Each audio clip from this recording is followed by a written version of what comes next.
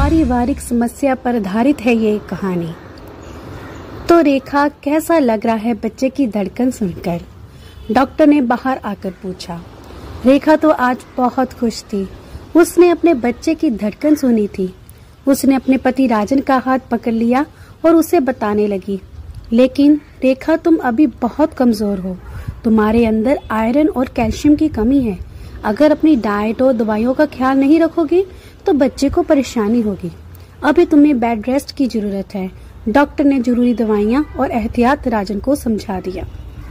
राजन रास्ते में रेखा को समझाता रहा।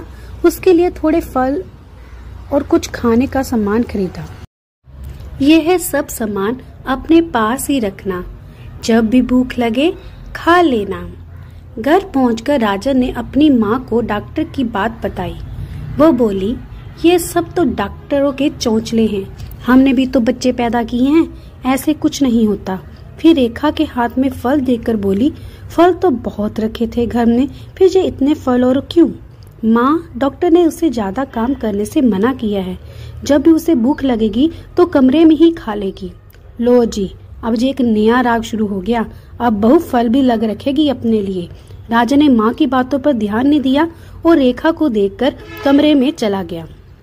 रेखा, माँ की बातों पर ज्यादा ध्यान मत देना। थोड़ी देर आराम कर लो। मैं आज ही किसी काम वाली का इंतजाम करता हूँ।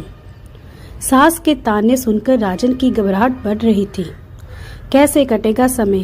खैर, जब तक काम वाली का इंतजाम ना होना, खाना तो रेखा को ही बनाना था। सासू जी तो वरना 4 बात और सुना देगी।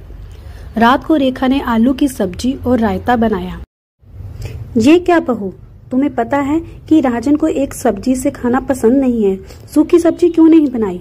मम्मी, कोई बात नहीं, कुछ दिन मैं एक सब्जी ही खा लूंगा। सासू माँ मुंह खोलकर बेटे को देख रही थी। अरे, सब्जी में तो नमक ही नहीं है, कैसी फीकी सब्जी बनाई है? सासू माँ फिर चिल्लाई। मम्मी, अगर आपको नमक कम लग रहा है तो थोड़ा सा डाल लो। रेखा, तुम भी अपना खाना लेकर बैठो। राजन ने रेखा को आवाज लगाई। अगर वो बैठ गई तो हमें खाना कौन खिलाएगा? मम्मी, इस हालत में वो खाना बना रही है, वही बहुत है। डॉक्टर ने उसे कंप्लीट बेड रेस्ट करने को कहा है। कुछ काम हम खुद भी कर सकते हैं। रेखा को मानसिक और शारीरिक आराम की जरूरत है, तभी तो वह एक स्वस्थ बच्चे को जन्म दे पाएगी। कहकर राजन रसोई में रेखा की हेल्प कराने चल दिया।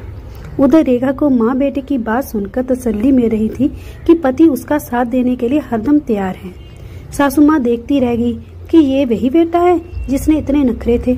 बहू को परेशानी से बचाने के लिए वो अपने को बदल सकता है, तो मेरा भी तो पोता आने वाला है। मैं क्यों बहू का साथ नहीं दे सकती? सासू माँ भी रसोई में रेखा का हाथ बटाने चल दी है। आपके लाइक और कमेंट का इंतजार रहेगा। दोस्तों, कैसी लगी मेरी ये कहानी?